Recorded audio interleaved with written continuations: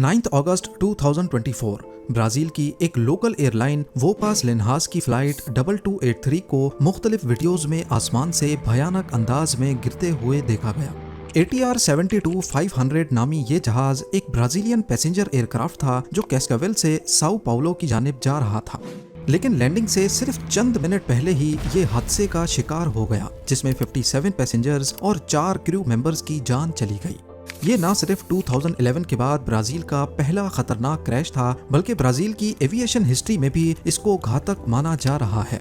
Video में देखा जा सकता है कि जहाज फ्री फॉल करता हुआ किसी कटी हुई पतंग की तरह आसमान से गिर रहा है। वीडियो रिलीज होने के बाद एविएशन इंडस्ट्री से ताल्लुक रखने वालों के बीच खौफ की एक लहर दौड़ चुकी है, क्योंकि चाहे कोई भी एयरक्राफ्ट हो, वो कभी भी फ्री फॉल करता हुआ नीचे नहीं आ सकता। हमेशा जहाज ग्लाइड करके नीचे आता है। तो फिर आखिर वजह क्या बनी? इस बारे में तो अथॉरिटीज की जानिब से इन्वेस्टिगेशन लॉन्च कर दी गई है, लेकिन क्रैश से चंद मिनट पहले ऐसा क्या हुआ जो शायद इस हादसे की वजह हो सकती है। वोपास लिन्हास ब्राजील की एक लोकल एयरलाइन है जो ज्यादातर डोमेस्टिक डेस्टिनेशंस को कवर करती है। इनके पास 8 ATR 72-500 एयरक्राफ्ट हैं, जिनमें से एक 9 अगस्त को क्रैश हो गया। ATR 72 में 2 टर्बो प्रॉप इंजन्स पाए जाते हैं और इसके नाम में नंबर 72 इसकी सीटिंग कैपेसिटी को जाहिर करता है। इसको फ्रांस और इटली में एयरक्राफ्ट मैन्युफैक्चरर ATR की जानिब से बनाया गया, जबकि इस कंपनी में एयरबस का भी 50% शेयर है, जो अपनी टेक्नोलॉजी को ATR के साथ शेयर करता है। फ्लाइट 2283 का ATR 72-500 14 साल पुराना था, जिसको 2022 में वोपास लिन्हास ने इंडोनेशिया की पेलिटा एयर सर्विस से खरीदा था। जैसा कि पहले भी मैंने बताया कि ये एयरलाइन ज्यादातर सिर्फ लोकल डेस्टिनेशंस पर ही ऑपरेट करती है। फ्लाइट डाटा रिकॉर्ड के मुताबिक 9 अगस्त 2024 सुबह 9:06 पर यह साओ पाउलो से टेक ऑफ हुई और इसकी मंजिल 700 किलोमीटर वेस्ट में कैस्कावेल तक थी। इसका ये ट्रिप तो बिल्कुल ठीक ठाक गुजर गया।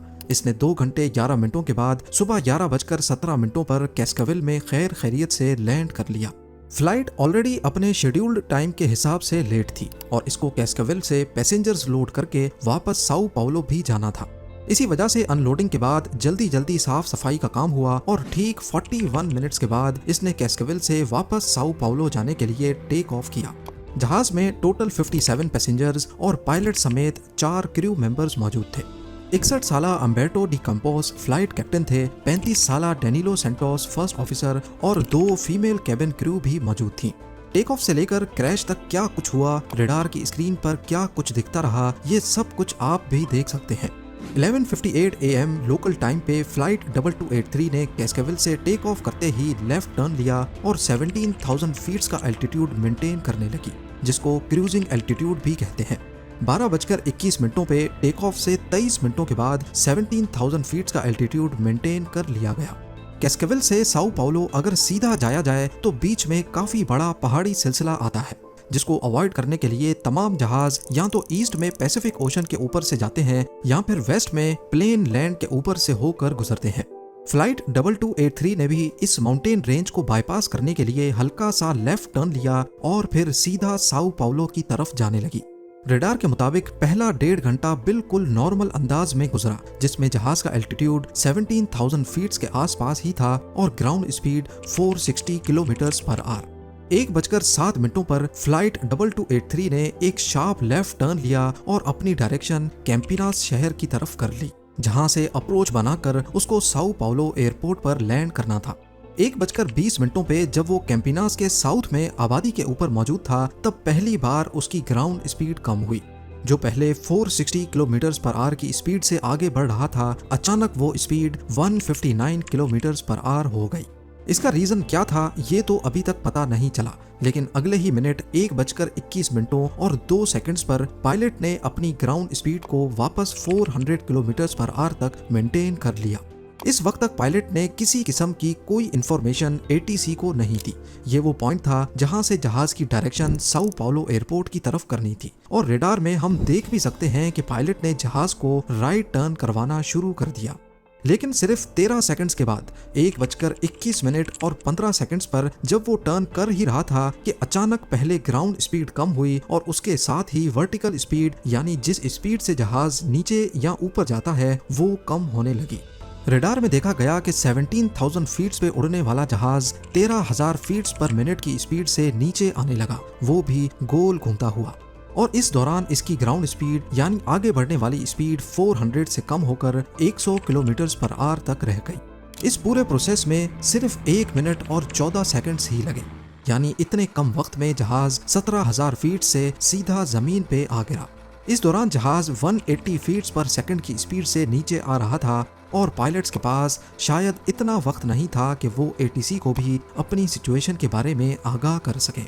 जिस जगह पे फ्लाइट की वर्टिकल स्पीड कम होना शुरू हुई और जिस जगह इसने क्रैश किया, इसके बीच सिर्फ 1.3 किलोमीटर का ही फासला है। JazzCash, your mobile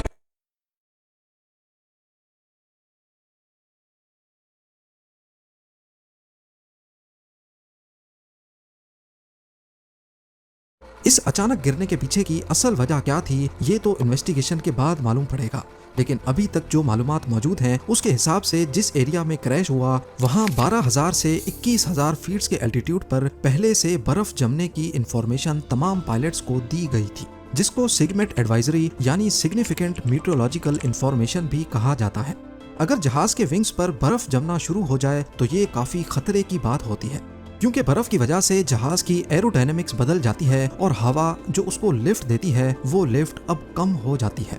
बर्फ जमने की वजह से दूसरा मसला ये भी होता है कि विंग्स, रडर्स, एलरॉन्स और एलिवेटर्स जो कि एयरक्राफ्ट के मूविंग पार्ट्स होते हैं, उनके बीच बर्फ फंस जाती है और वो हिल नहीं सकते, यानी पायलट के इनपुट देने के बावजूद जहाज राइट या लेफ्ट नहीं हो पाएगा। इस चीज से बचने के लिए अक्सर मॉडर्न एयरक्राफ्ट्स में तो ऑटोमेटिक हीटिंग सिस्टम होता है जो अहम हिस्सों पर बर्फ जमने ही नहीं देता। कुछ एयरक्राफ्ट्स ऐसे होते हैं जिन पर फ्लाइट से पहले एक खास केमिकल का स्प्रे किया जाता है जिससे बर्फ जम नहीं पाती। ATR 72-500 में मुख्तलिफ किस्म के डी आइसिंग सिस्टम्स इंस्टॉल हैं। उसके विंग्स पर न्यूमेटिक डी आइसिंग बूट्स लगे हैं जो वक्फे से बर्फ को हटाते रहते हैं। इसी तरह इसके प्रोपेलर्स, विंडशील्ड और इंजन में भी डी आइसिंग सिस्टम्स इंस्टॉल्ड हैं। और इस सब के बावजूद अगर पहले से बर्फ की फोरकास्ट हो तो पायलट कोशिश करके उस एल्टीट्यूड पे या उस जगह को अवॉइड करते हैं जहां बर्फ जमने का अंदेशा हो। क्रैश के बाद फ्लाइट 2283 का ब्लैक बॉक्स रिकवर कर लिया गया है और उम्मीद है कि आने वाले महीनों में इस क्रैश की असल वजह खुलकर सामने आ जाएगी। लेकिन फिलहाल ये एक मिस्ट्री ही बनी हुई है कि आखिर 17,000 फीट से जहाज सीधा नीचे कैसे आ गिरा। उम्मीद है ज़ेम टीवी की ये वीडियो भी आप लोग